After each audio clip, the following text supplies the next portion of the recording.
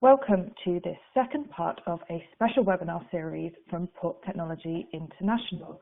My name is Beth Maundrill, the editor here at PTI, and together with my colleague Max Schwerdtfeger, we will be hosting this webinar on the current and future state of play for container terminal automation. Before we begin, I would like to go through a couple of housekeeping items. Firstly, the webinar will be available on demand on the PTI website later this week, so feel free to let your colleagues know that if they register now, they will be able to listen to the webinar later. We would also like to make this webinar as interactive as possible, so encourage you to pose your questions as we go along. Please submit them and we will tackle as many as possible in the allocated time. In this session, we will be hearing about how to overcome challenges that new technologies bring to the port industry, as well as considering the impact of COVID-19 on ports around the world and how these ports can adapt quickly to this changing market landscape. We'll be hearing from the following presenters: Martin Dixon, Head of Research Products and Director at Drewry Shipping Consultants, who is stepping in for Eleanor Hadland, who you can see on the slide in front of you now. Tran, Head of IT, Europe and Russia at DP World. Wolfgang Lehmacher, Board Member and Advisor, as well as a member of the World Economic Forum Expert Network. And finally, Chris Mason, Vice President of Sales for Europe, Middle East and Africa at Rajant Corporation. But before we hear from our experts, my colleague Max is going to provide us with an overview of the current state of play when it comes to automation of container terminals. Thanks, Beth. Now, automation has been a subject of considerable debate for many years now due to issues surrounding investment, safety, and whether or not it is even financially viable.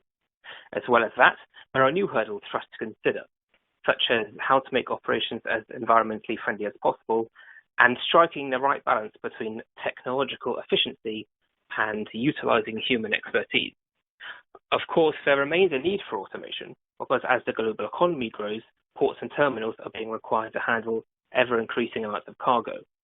All you need to do is look at the market for port equipment, which research suggests could be worth as much as $36.5 billion by 2025. This would represent a consistent increase since 2018. It is no longer a question of if terminals should automate, but how and to what extent. In the past, automation was linked to greenfield sites, but now terminals are looking at how current processes can be optimized.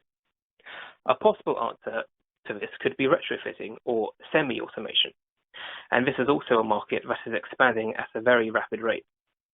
The growing popularity of semi-automation points to an increasing awareness that the needs of terminals has become more nuanced, and technology has developed to connect the terminal to the wider supply chain. Digitization is also a major talking point and is likely to determine the conversation around container terminal automation for the foreseeable future. And of course, by digitization, we mean data-driven decision-making, and how information can be made to make terminal operations safer, greener, and more efficient. And on that note, I would like to hand back over to Beth, who will introduce our panel of speakers. Thanks for that overview, Max. So we're going to begin by handing over to Martin from Drewry, who will be discussing the potential growth scenarios for container trade through 2020 and into 2021. And of course, we'll be looking at the potential long-term impacts on the container sector arising from the current COVID-19 crisis. So Martin, I'll hand over to you. Thanks, Beth. As we moved into 2020, the world seemed a lot more stable than it had been before. The IMF had in its outlook of January 2020, economic outlook that is, had with a headline of tentative stabilization and sluggish recovery, and that was a significant improvement on its previous outlook of October 2019, which was headlined as synchronized slowdown. This was due to increased confidence arising from the US-China trade truce and in Europe improved clarity around Brexit following the election results in December. However, this stability was short-lived as two unpredictable events jolted the financial markets. Tensions escalated between the US and Iran over the killing of Iran's General Qasem Soleimani, and then the outbreak of the coronavirus in China took center stage. Higher volatility was witnessed not only in equities but also in commodities, showcasing the world's unpreparedness in tackling these crises. In the last few weeks, the spread of the coronavirus, coupled with a vicious oil price war between Saudi Arabia and Russia, has sent global stock markets into freefall. The OECD has highlighted that the global economy is facing the greatest threat since the financial crisis of 2008, with a sharp slowdown already being experienced through the first half of this year. The IMF is poised to activate emergency credit facilities to support low-income countries fight the coronavirus disease. And in the longer term, the UN Council for Trade and Development highlights that this crisis will herald a sharp downturn in foreign direct investment and will undoubtedly prove a major setback in terms of meeting sustainable development objectives.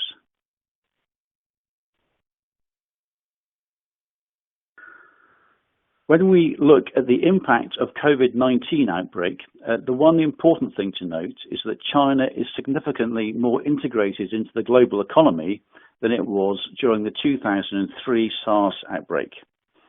Around the world, containment measures, including quarantines, travel bans, and the closure of public areas, are being implemented.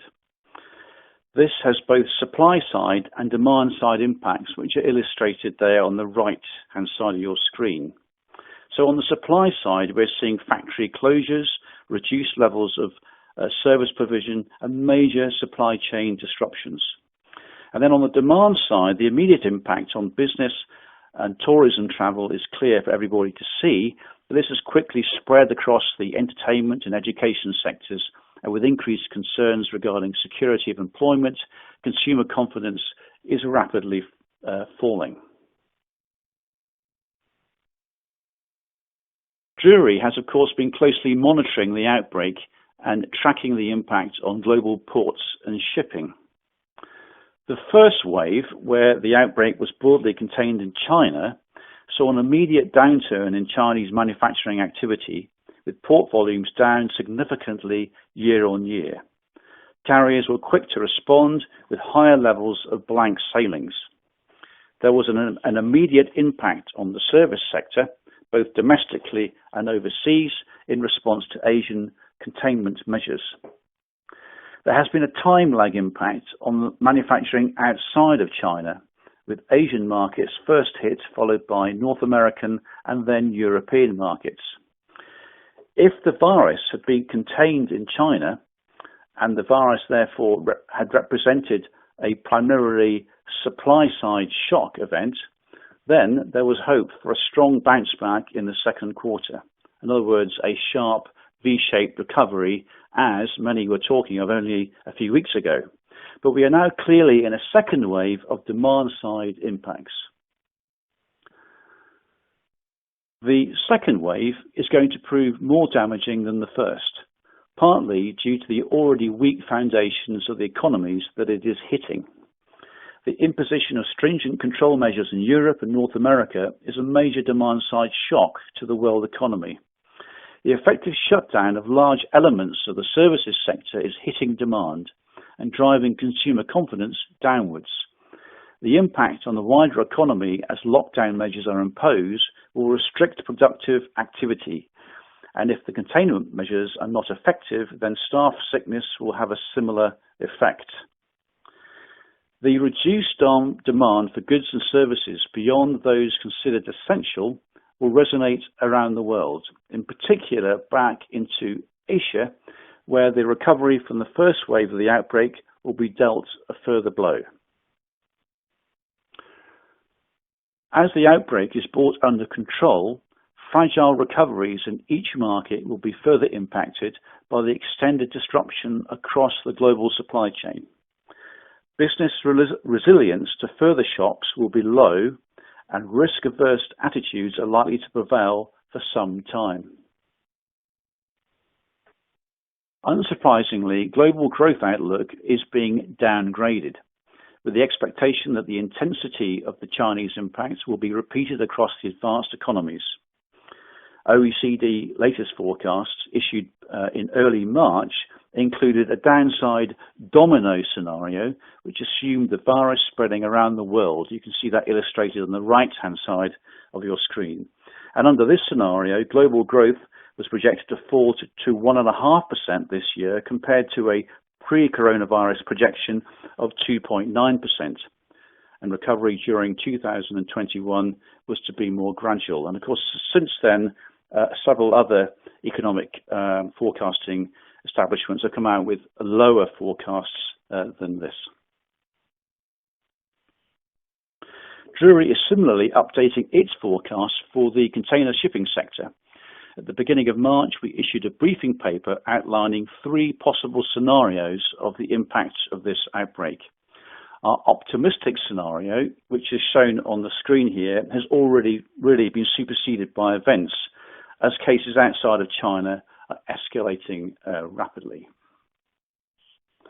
So we think we are currently somewhere between the base case and negative case scenarios that we presented back then. In our base case scenario back then, we assumed that containment in China by the end of would be achieved by the end of the first quarter, and recent reports indicate that is a reasonable assumption now. But we factor in the rapid spread in the other countries. If global containment efforts can be effective as they have been in China, then while there's no immediate bounce back effect recovery we'd expect now, recovery is anticipated in 2021. So for the container shipping sector, this will result in reduced volumes, more blank sailings, and spot rate erosion. Carriers will be operating at a loss, and ports will see volumes fall. Our negative case scenario assumes that the virus will not have been contained by the end of the first half of this year, which will likely result in a global recession.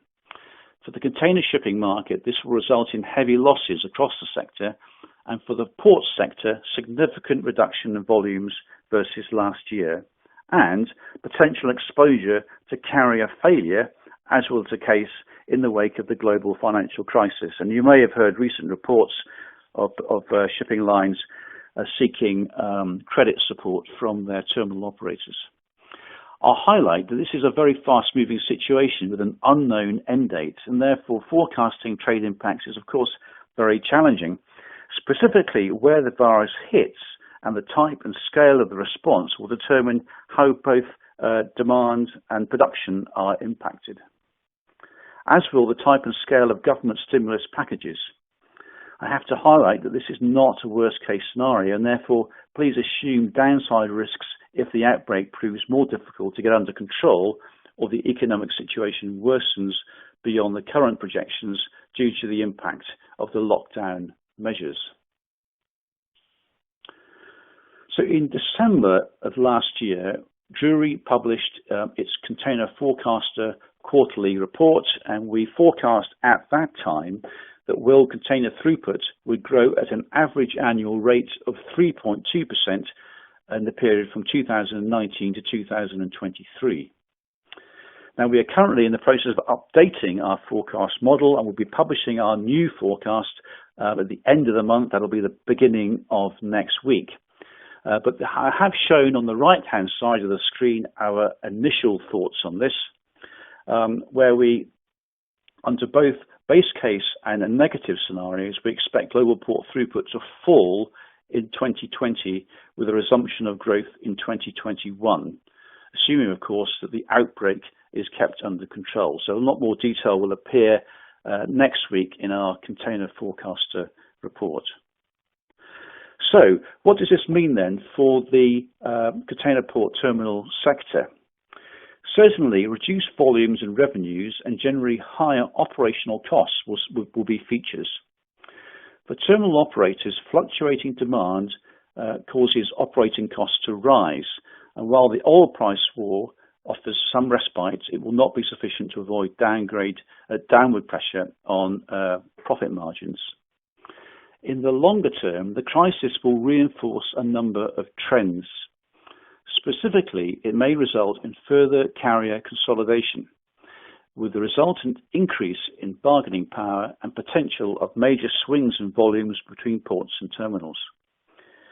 We will also likely see major capital expenditure programs delayed until stability resumes in the market. The US-China trade war had already seen many shippers start to reappraise China-centric production, and the COVID-19 outbreak will reinforce the trend as manufacturers seek to diversify and potentially shorten their supply chains. And finally, beyond delays, what can we expect then in terms of capital investment in terminal operations? So this crisis heralds another period of increased risk and uncertainty, and many terminal operators will face constraints in respect of their borrowing ability as the crisis plays out through the global markets. Reduced foreign direct investment will likely see delays to greenfield developments, and overall a more risk-averse investment climate may limit the uptake of automation. So, is this now a good time to invest in automation? The low oil price seems likely to be sustained, and this will undermine the business case for electrification of yard equipment. The shape and size of government stimulus and recovery packages is yet to be seen. So could we consider whether, in the wake of the crisis, that these initiatives could be focused on supporting businesses to make changes that will deliver against sustainable development and net zero emission goals? And interestingly, that is the key topic that we discuss in the recently published Ports and Terminals Insight publication, where we look at how terminal operators are progressing with meeting their net zero goals. Many thanks. Well, thank you for that insight there, Martin. I can see we've had a few questions coming in, but we're going to go through all the presentations and then we'll have the question and answer session at the end. So if you have submitted a question, thank you. We've added it to the list and we'll get back to those. Next, we'll be hearing from Tran, who will be continuing our discussion, but from the perspective of terminal operator and global trade enabler, DP World. So, take it away. Okay, thank you. Thank you, Beth, and good afternoon, everyone. So I'll be discussing from the perspective of DP World, and specifically the part of our business related to ports and terminals. So this is just a quick fact sheet with regards to DP World and the space we operate in within ports and terminals. So globally, we serve around 70,000 vessels a year. That's about 190 vessels a day.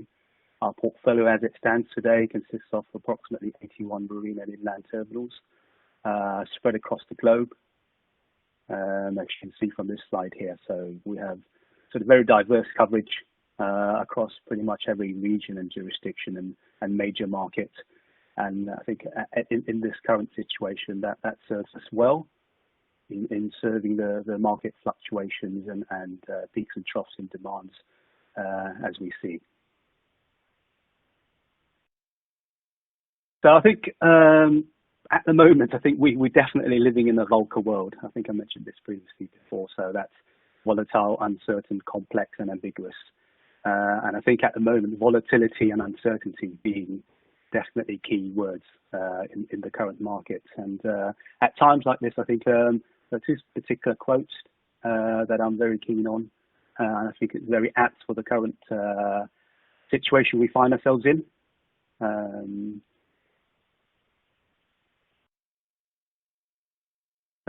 So yes, I think it's the one about the leader having his eye on the horizon. Obviously, at the moment, nothing seems normal, and we're operating on a daily basis from an operational perspective, from the financial perspective. Things are fluctuating significantly. The question is going to be, I think, is what is the new normal that we're going to find ourselves in on the other side, and how do we prepare ourselves as a business?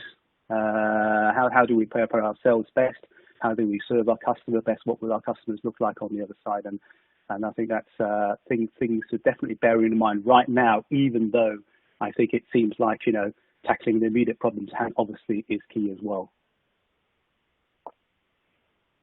So I'll quickly run through some drivers of change I see as having significant impact in our industry. I think some of them may have been mentioned earlier already by Martin, but I'll go through them briefly. So from an macroeconomic trends perspective, so there's the shift in global economic power and political power. An example would be sort of India. India is now the 5th largest global economy, according to the IMF, according to GDP. So it's overtaken now both the UK and also France as economies. And it's almost like it's one of those where it may not be significant immediately, but over time that will become more and more significant. There's also this the demand as economies grow and developing economies grow as well, is the demand for public sector services. I think we've seen this in the current situation with regards to hospitals, but when you think about, when you add another million person in the city and so forth, what does that mean with regards to not just hospitals, but schools, places to live, public spaces, all those things that come with that. The actual demand for public sector services grows exponentially. And it's a fast-moving consumer landscape. I think predictions by Goldman Sachs is that middle-income consumers are projected to rise by about 100 million per year between 2015 to 2025. So over the last 5 years, that's increased by about 500 million already. And in the next 5 years, by another 100 million per year, so another 500 million.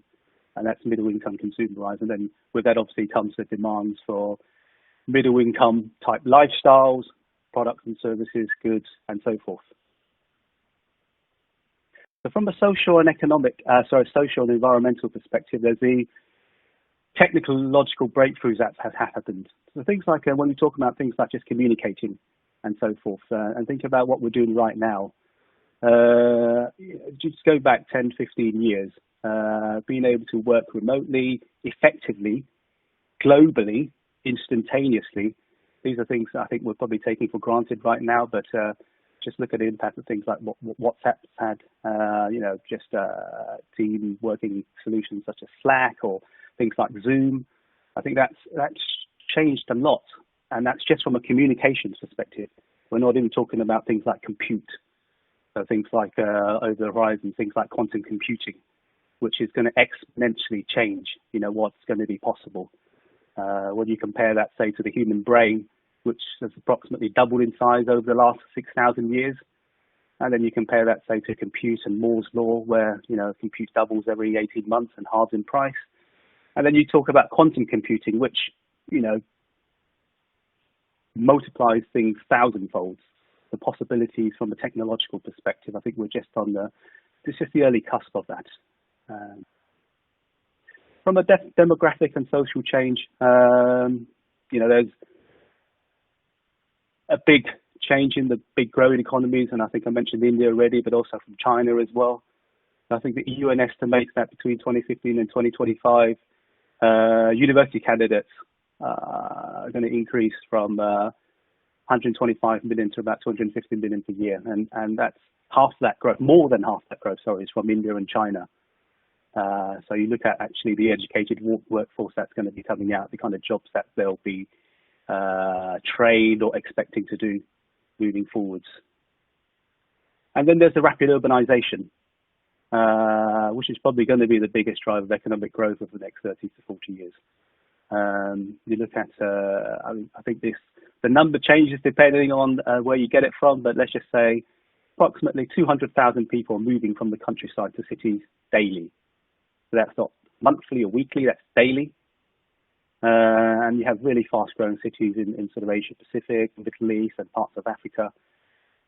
And what does that mean? It's going back to demand for public sector services, but also demands for goods and services, and how a city's infrastructure is going to cope with that, and actually the requirements for that. And that's a major factor in growth.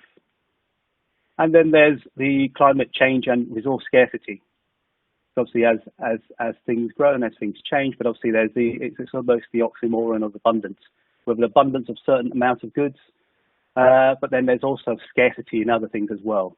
And obviously, as the consumption grows, that has an alternative impact on climate change, and which is why investments and so forth on greener energy and solutions based on if we try to tackle the problem what we've tried to do over the last 50, 60 years, that's not going to solve the problem from a climate perspective. From a business and industry trends perspective, I think we talked about this in previous presentations and conversations, things like robots and AI driving productivity. So say for AI, I mean, approximately 47% of white-collar jobs are going to be replaced by AI in some shape or form by 2035.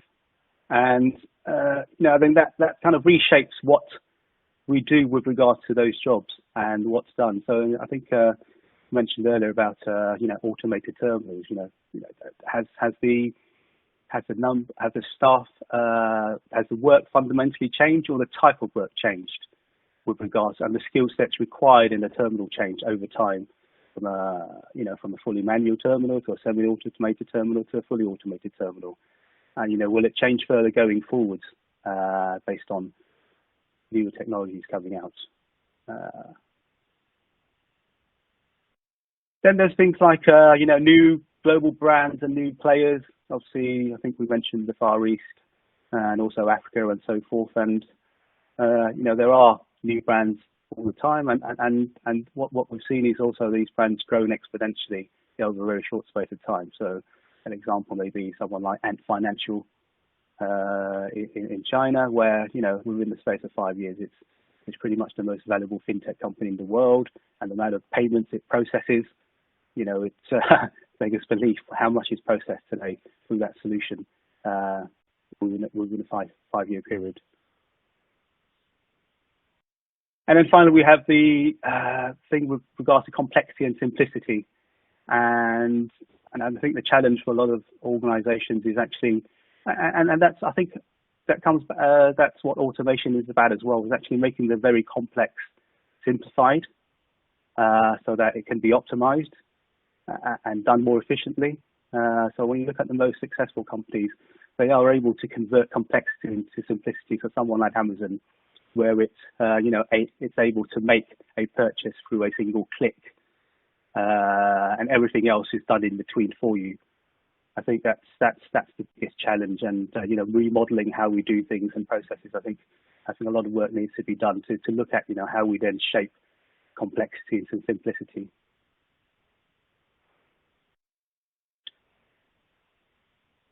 So now we're going to look at, and I'm going to talk about sort of strategic approaches from a ports and terminals perspective, and how we can look at tackling some of the things that's been spoken about earlier. So I've sort of separated these into sort of three kind of separate strategic approaches. So the first one is regards to performance-led. So that's about adopting technologies into the supply chain functions with the primary aim of driving up performance in key metrics that influence day-to-day operations. So that's by both assessing both emerging and mature solutions and prioritizing those that deliver quick wins, but also can prove its worth to the business, especially at this time where I think major capex investments will be severely reviewed in light of the current climate. And it's important to start small and test the technology as a pilot, and then update the business case and again to gain support. But likewise, even though we're starting small, there has to be the ability to design and scale in mind, and that is to create the blueprint, identify broader use cases, and being able to deploy at speed. So from a DP World perspective, we're constantly reviewing the use cases of emerging technologies such as AI, artificial intelligence and ML, machine learning, blockchain, IoT, and so forth. And from an AI/ML perspective, we can see how that can improve operations and optimizations, both from fully automated terminals across back down to manual terminals as well. because ultimately you're still generating data, whether it's an automated, semi-automated or manual terminal, you're still generating data, and with that data, you can utilize technologies such as AI and ML to improve the operations. And into the future, the AI initiatives are anticipated to be able to potentially predict optimal trade flows and potentially drive strategic decisions and investments.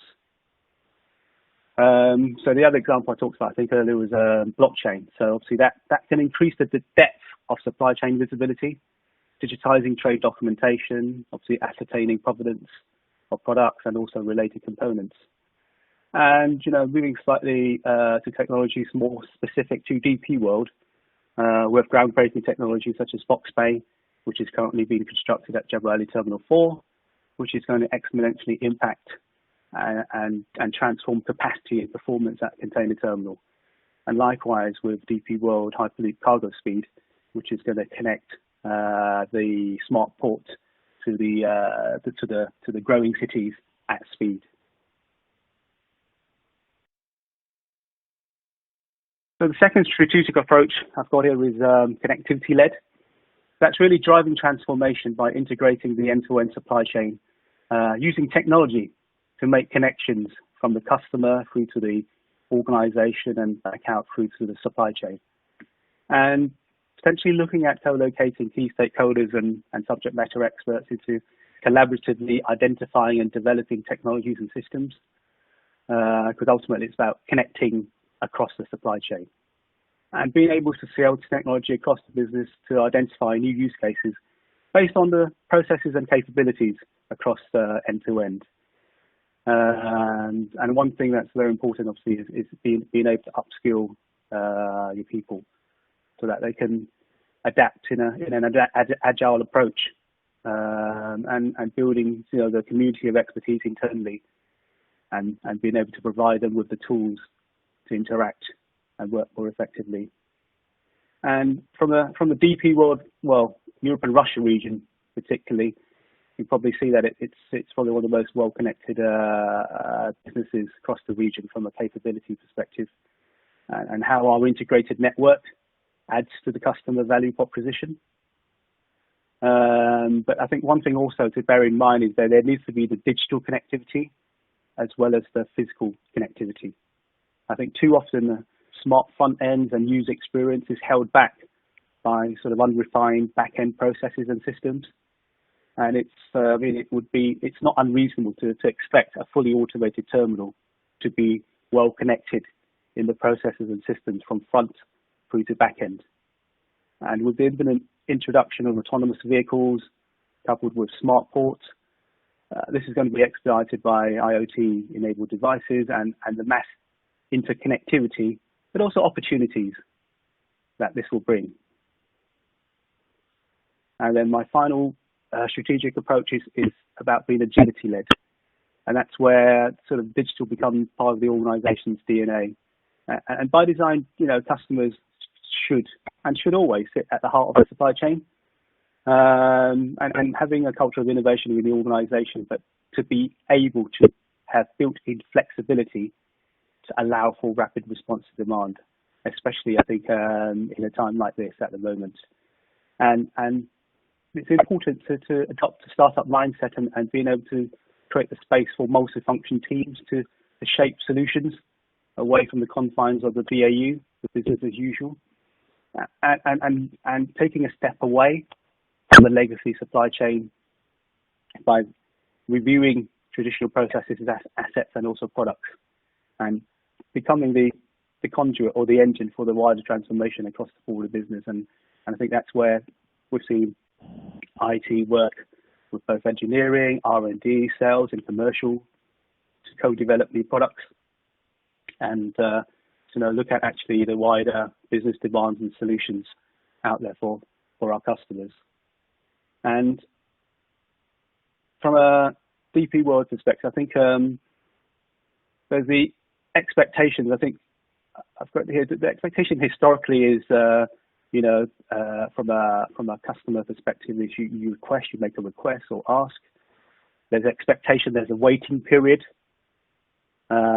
before you actually get what you've requested for. And so there's, in between all that, there's a lot of preparation that needs to be done to get things into place. And then moving forwards, there's the actual request, ask or something, and then to get it. And that's the assumption that it's actually readily available. So the expectation now is moving forward furthermore, which is actually the actual customer being able to go and self-service and get and demand, especially from the digital space where, previously when you look at, I think in my previous slide, I talked about, making sure that the actual digital experience is as seamless as actually the actual physical experience. And, you have a fully automated terminal, but how difficult is it going to be for me to make a request or to expedite a box or, change a mode of transport, all that kind of stuff actually. And can I self-service it myself? And there's the expectation that, that is something that will be demanded moving forwards. And there are opportunities, I think, to invest in trade and technology platforms to create an intelligent sort of logistics ecosystem to build that competitive advantage. And I see this both as a challenge and opportunity for IT to contribute and lead the business and organization in developing these new segments. And so an example could be, say, digital terminal access, where there are sustainable digital platforms for the logistics community to be able to communicate better and more transparently within ports and terminals, and being able to digitize and automate the vehicle within the terminal using real-time data analytics to optimize the routing, and that can both improve both safety and security, across the terminal. So that's my last slide. So I'll hand back across over to Beth. Thank you very much, Quay, for that overview. Really interesting to see the strategic approaches from your point of view there. Again, for our listeners, if you have any questions, please do submit them in the chat box, and we will come to a quick question and answer session at the end with all of our speakers. But now we'll hand over to Wolfgang, who's going to consider the context and considerations of implementing advanced technology solutions, which have been mentioned by our previous speakers, into the ports of today. So Wolfgang, take it away. Thank you, Beth. Thanks for the invitation, and to the audience, thanks for joining this session. I have three messages in the context of digitization and where do we stand, how can we take it forward, and possibly what does COVID-19 to this development. The first message is that digitization dashes ahead, and the previous presentation made that very clear. The second one is addressing some confusion and concerns by saying it is just another wave of enterprise technology solutions. And the third one is that we need to think in related ecosystems. And COVID-19 demonstrates that very clearly, that how connected the world is, what connectivity can bring for the good, for the bad, and also to resolve the challenges we are having.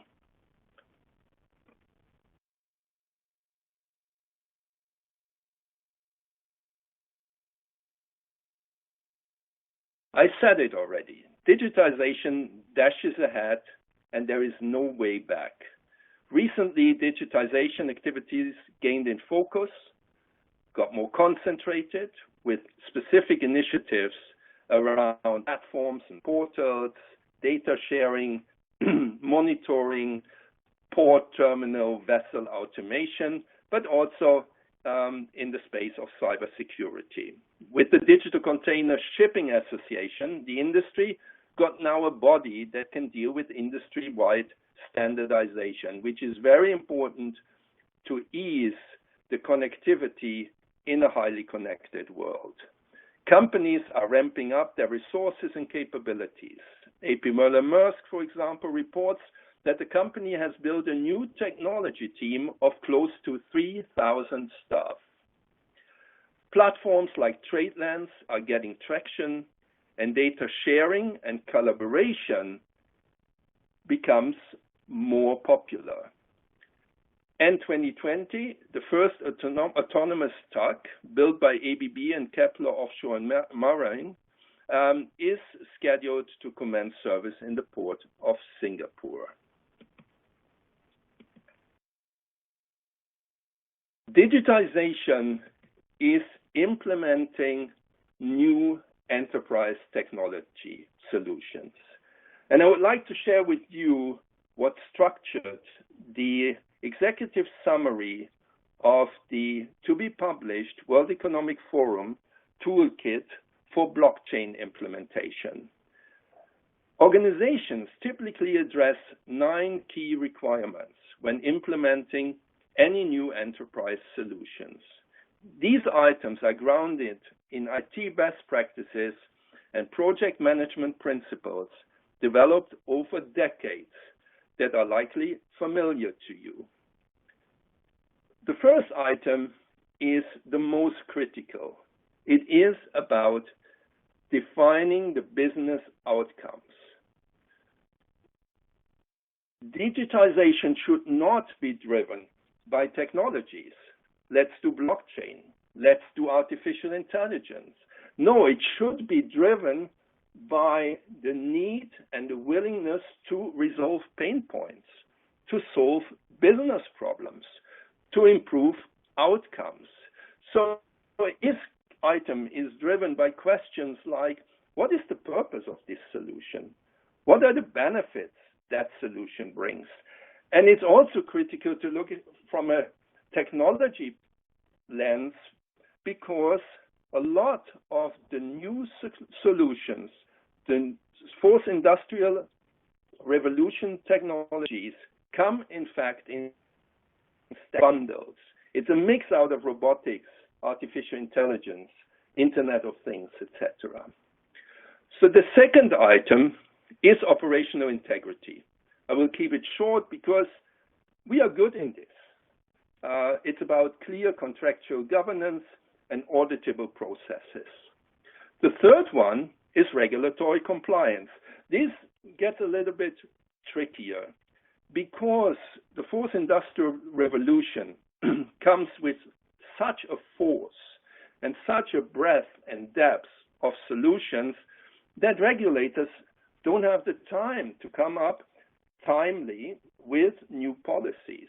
So the teams implementing enterprise technology solutions need to consider existing, but also look for new regulation and even anticipate them.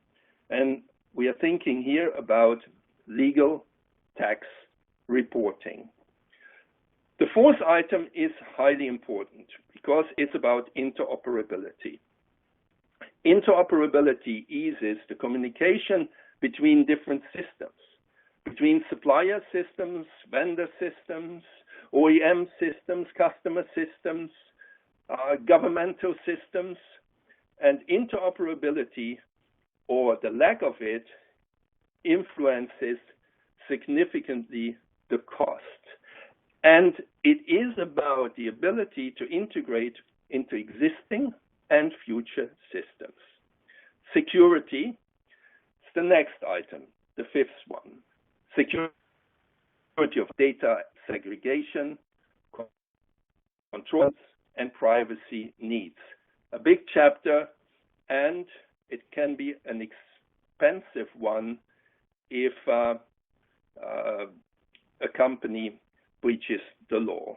The sixth item is scalability.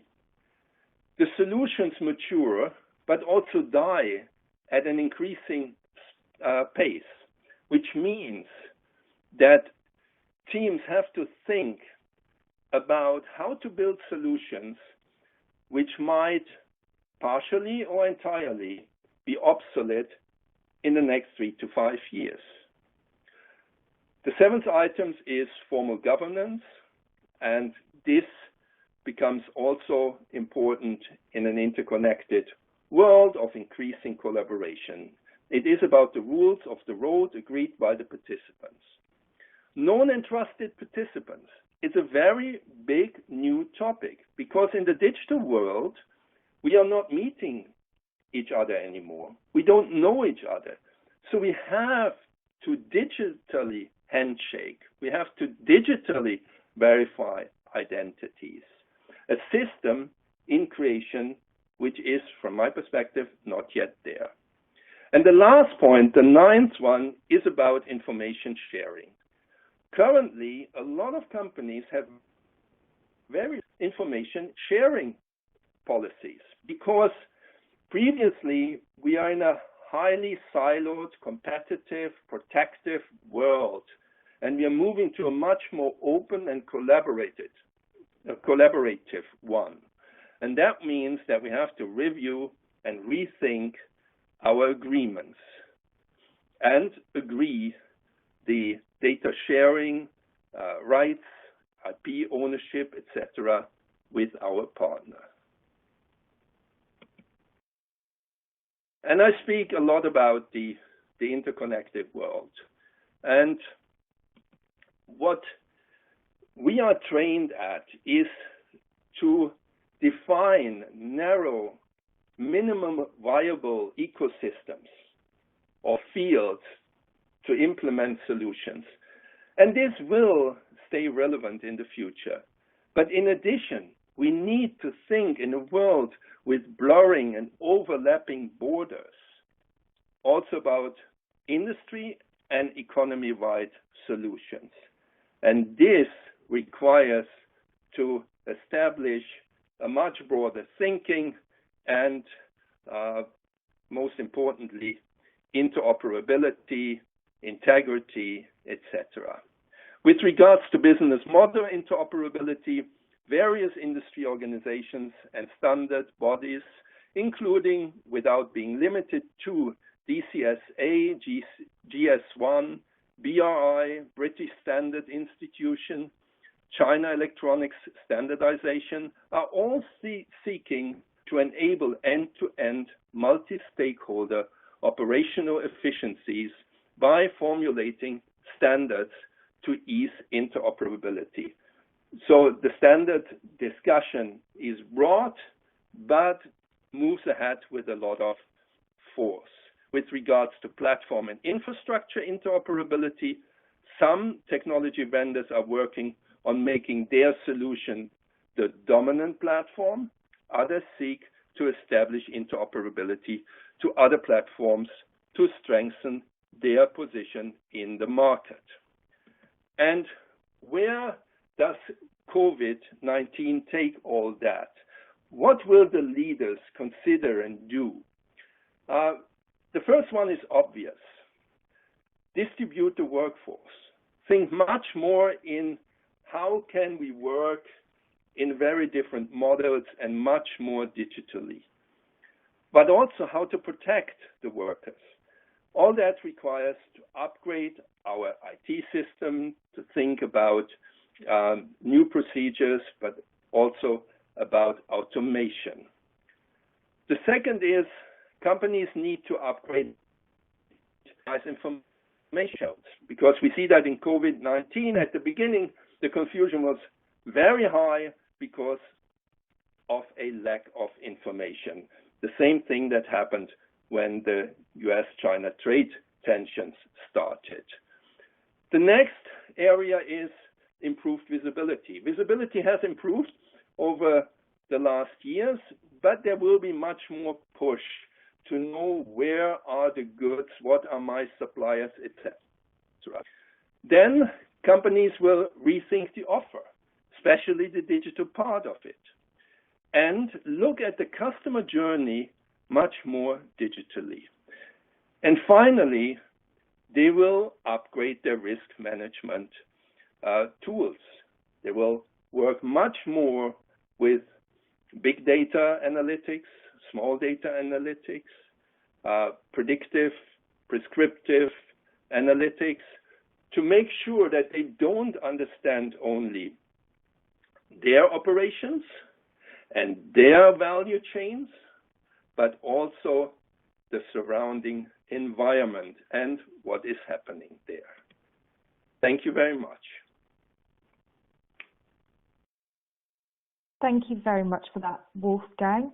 We're heading over to our final presenter now, but as I mentioned before, if you are listening and have a question for any of our presenters, just pop it into the chat box and we'll try and get through a few of those at the end of the session.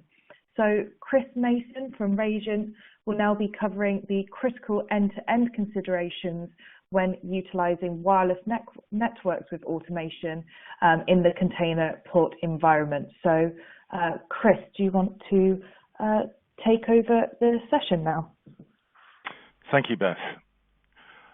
Okay, so, excuse me, I'm going to delve into a slightly more granular level of autonomous and remote operations about the requirement to have a holistic integration approach to autonomy goals, admittedly from that wireless network provider's perspective, but also incorporating the applications and devices. And I think it's really interesting. I was listening to Wolfgang's presentation, and there was one aspect with which I would take a little bit of modification and suggest a slight change. And there's one with which I wholeheartedly agree. The first is that the successful delivery of autonomy is not just another enterprise IT deployment. This is an operational environment, and that means it places much greater demands on IT systems than most enterprise solutions. I acknowledge that enterprise solutions are part of the mix, but the way in which industrial-based solutions are implemented is very different. However, the point on which I wholeheartedly agree, and is partially the theme of this session, is the ecosystem that has to exist at all levels. The previous speakers have been speaking on much more of a strategic basis, but I'm kind of focused in on the tactical, as I'm sure you'd expect, but more of this later. So autonomy is in effect the adoption of advanced software and hardware solutions in that industrial environment that I mentioned before to achieve the goals of increased efficiencies, increased profitability, enhanced productivity, and of course at all times, improved safety. And I would say that Rajant designs our technology and always acknowledges, encourages, and trains our integrators who are part of that ecosystem in the importance of a holistic approach towards the adoption of advanced applications. And I'd like to share a few of these critical requirements with you. So the key processes subject to remote operation or autonomy, when you get down to what actually happens on the container yard, to gain those efficiencies that we spoke about earlier, you have to get the following in place. Tele-remote control of gantry cranes, for example. The same for quayside container cranes. And vehicle control of intelligent container handling equipment. And it's an interesting environment in which we're working here. So we must remember that there is a significant density of activity in the areas of deployment in a container port environment. And that brings its own complexities, particularly when you have to be cognizant of the fact that there are many assets within the control of the terminal operator. But other times they're third-party people, such as truck operators, coming into that environment. So the military have a phrase for this, which is situational awareness that needs to be maintained at all times. And it's not unusual in a container port environment that might span, 2 kilometers by half a kilometer, to have hundreds of assets, all mobile, all of which need to be connected or controlled in some way. And the whole thrust of achieving those 4 goals I identified earlier come from true flexibility of deployment. And that means becoming truly untethered from network connections and from ground-mounted guidance system which constrain activities. But these have their own key considerations that I'd like to examine.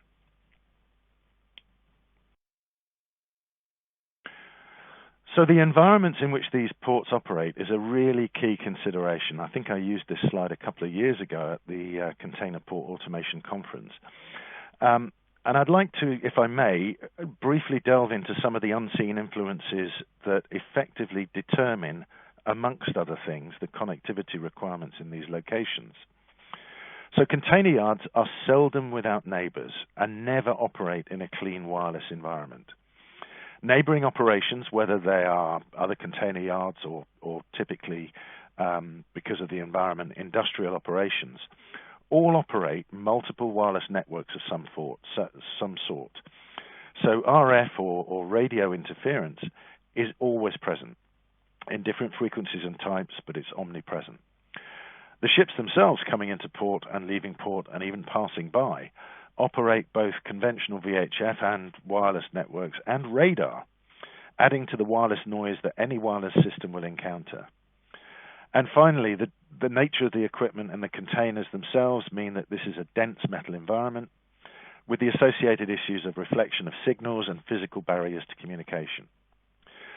So remote operation or autonomy means placing that IT equipment of various types with differing communication requirements on mobile equipment in these challenging environments, requiring consistent communication such that above all the last goal of improved safety is always maintained. But I think the point that I'm trying to thrust at here is that the devices themselves need to communicate with different characteristics and priorities that I'll come to shortly, talking about where they've come from and where they're going to.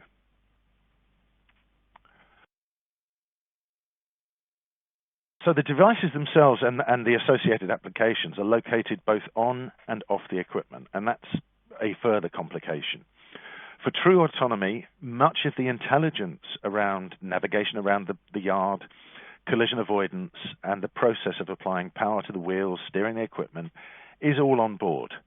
However, for both autonomous systems and tele-remote operation, a good deal of that information also needs to be transmitted in real time to systems and people in the control room. This is the classic environment in which IT and OT, so information technology and operational technology, coexist and need to do so in a collaborative manner. So a good example of this is the programmable logic controllers, typically responsible for ensuring the operation of the equipment, are on board and have some very specific requirements to receive and send instructions. The visibility of operations on the onboard systems and for remote operations is vital, as is the need to know the equipment is operating within parameters and doesn't require or does require emergency maintenance.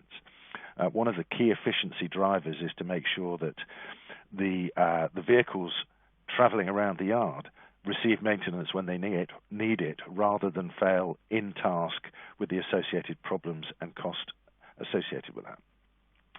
Then there's this absolute requirement for remote supervision, exception handling, and emergency stop functions that have to exist however intelligent or sophisticated an autonomous system.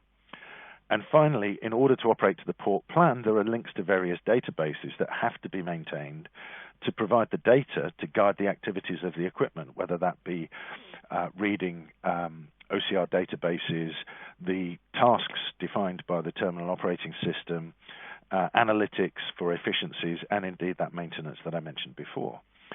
And this interdependency between the vehicles, the applications, the people, and critically, the way the network and the systems are configured is the thrust of this emphasis on a holistic approach.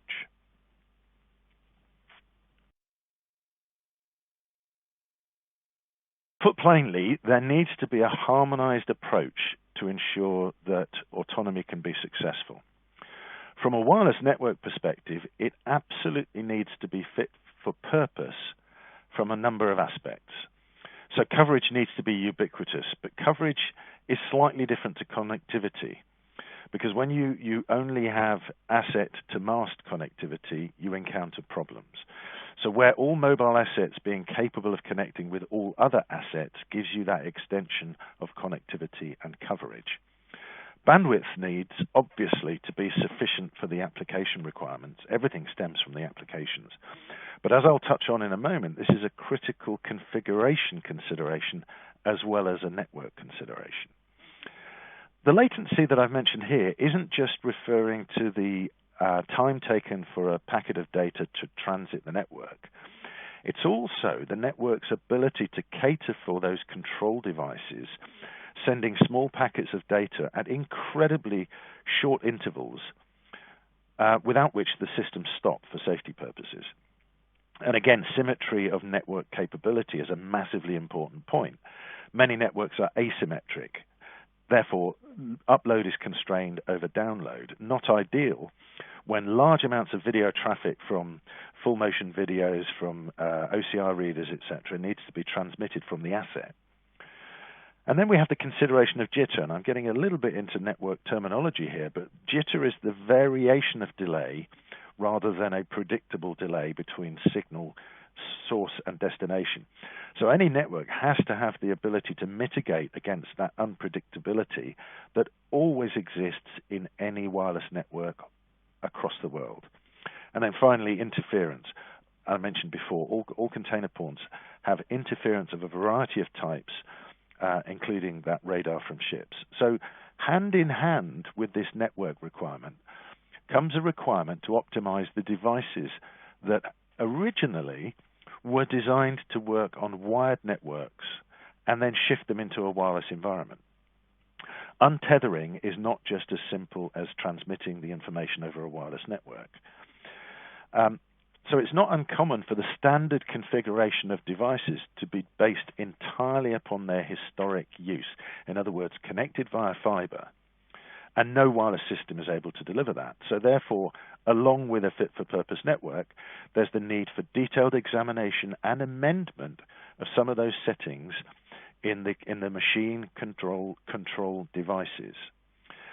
During our work with OEMs for both teleremote and autonomous systems, the most successful have implemented a combination of the fit-for-purpose networks and the optimization and selection of the right devices with the right connectivity requirements and application requirements and adjustments to make latency and jitter requirements more robust, and to acknowledge that they're working in a wireless environment to give you that flexibility and achieve the efficiencies that we talked about before.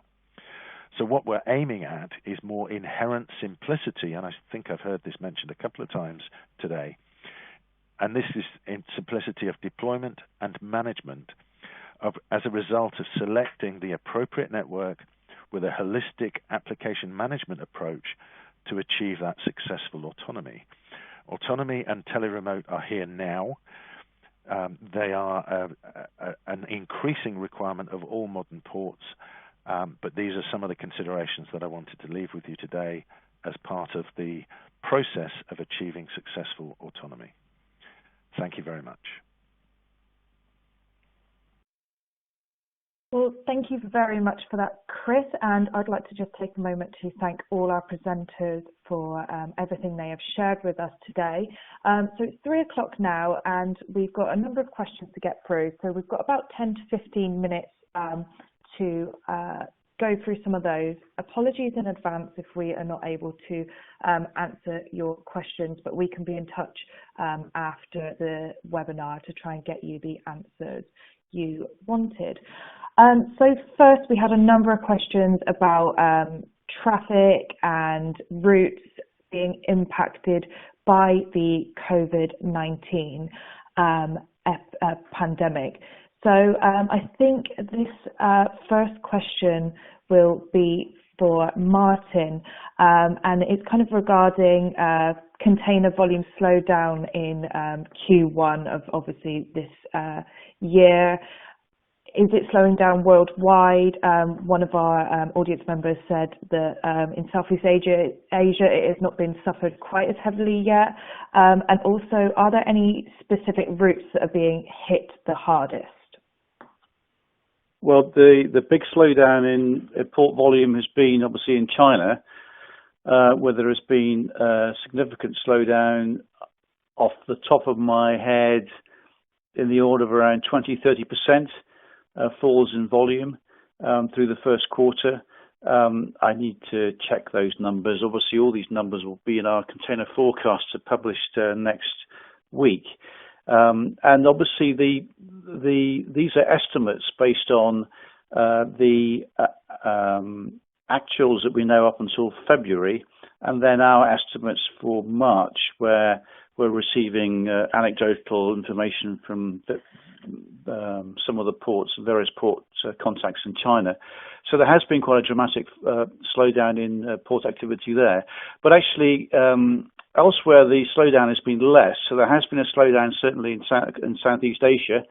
And then we haven't seen such significant slowdowns necessarily elsewhere. In terms of the trade routes impacted, the key trade routes in intra-Asia has been big impact there, and obviously on the main trade routes then serving North America and Europe, the two main east-west trades. Well, there's been a big slowdown in traffic there, which has obviously impacted then the port throughput levels in both North America and Europe.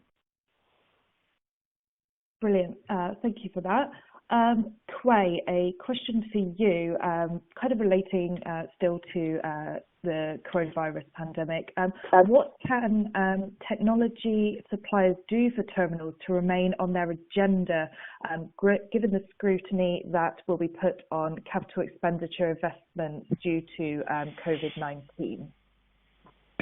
I think a lot of it is understanding whether you treat yourself as a vendor or you treat yourself as a strategic partner with us as a customer. And I think because everyone knows this is a challenging time, and there's certain constraints on capex investments, whether it be in IT or equipment or whatever it is right now. And I think the challenge, and I think that's where I think one of my slides said earlier, is about understanding what's beyond the horizon. You know, rather than there's two parts to run a business. Obviously, I know that, and I think a lot of people acknowledge that. You know, there's a part of actually keeping the business running, which is what do I need to do to keep my business running, but actually what do I do that's best for myself longer term with my customer. And it's been to understand and recognize that, and you know, your customers will be facing certain challenges right now, whether that be, you know, cash flow challenges, capex challenges, you know, just resourcing challenges. You know, the assumption historically in IT has been, you know, plan for systems not being available, as opposed to plan for people not being available to run those systems. So I think it's about, you know, how you position yourself as a vendor right now, and understanding, you know, if you understand your customer's business well enough, there's always going to be a useful conversation to be had, and there's always some benefit that you can help that customer at that situation. And I think it's just being mindful of that, you know, whether that is actually, you know, looking at it from a resourcing perspective, looking at it from a equipment perspective in the short term and so forth. I think there's many things that as a vendor or as a supplier and so forth that can help the customer at this moment in time. Great, thank you. Chris, a question for you. In your experience, are the TOS ready to be the masters of terminal automation? Can they automatically optimize their operations, or do they still depend on, in a big percentage, on the mutual decisions being made? So I believe the terminal operator systems are ready for this, because instead of the instructions going to a person, they go to a machine. So from that perspective, and that sounds a very great simplification, but the terminal operating systems are not the dependency. The dependency is firstly, obviously, the container handling equipment being remote operation or autonomous ready. Secondly, there are some working practices that need to be put into place to ensure worker safety when you are coexisting with autonomous machines and people still doing physical inspections, etc. But largely, it's an integration task. So whilst I may have provided a little disagreement with Wolfgang earlier on, I'm sure he would agree that any IT is a combination of people, process, and technology. And generally, where the terminal operator system is the technology piece, I don't think that's problematic, because it's giving out a set of instructions and gathering a set of data back. It's the other dependencies that need to be handled and integrated to be able to allow that to happen. Brilliant, thank you. And back to Quay, I think this is a specific question for DP World. Has DP World moved its terminal operating system applications to the cloud yet? And if you have not, why not? I think the question is whether you ask the question as DP World in its entirety, or DP World as a region, or DP World as a business unit. And that could be, I can give you a different answer for each single one. But as I said earlier, I think different locations are at different maturities in time, be it from a technology maturity or be it from an operational maturity perspective, and also from a organizational maturity perspective. And you know, when you look at operational processes and how long they've been in place, you talk about maturity. When you talk about IT systems and how long they've been in place, you talk about legacy. And it's a very different when you change those words from maturity to legacy. I think as with all sort of major organizations, we're always looking at the cloud as an option. The cloud should always be an option. It shouldn't be the only option, but it should always be a option. And I think it depends on a lot of certain factors with regards to, as I said earlier, you know, the maturity of the organization, the moment in time of that place, you know, the technology that's already there in place and the capabilities of the organization, and actually where it wants to go in the medium to longer term. So I'm sorry I can't give you a straight answer, but, you know, depending on which business unit you may be asking this question at this moment in time, I can give you a different answer.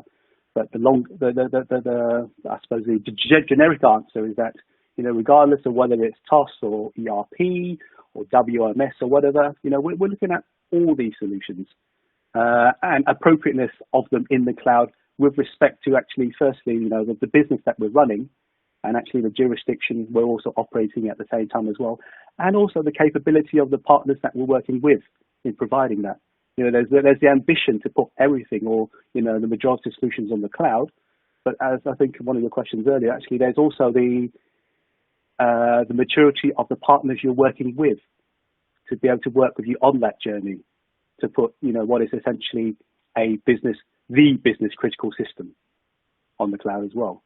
So hopefully that kind of semi-answers your question. Excellent, thank you. And finally, we'll hear from Wolfgang one last time.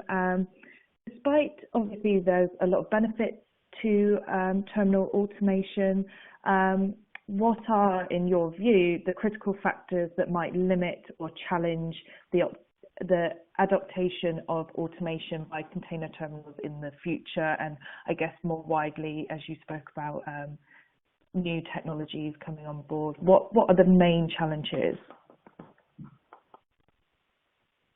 First, there is no silver bullet. So some terminals which are highly standardized have a higher chance of making automation work.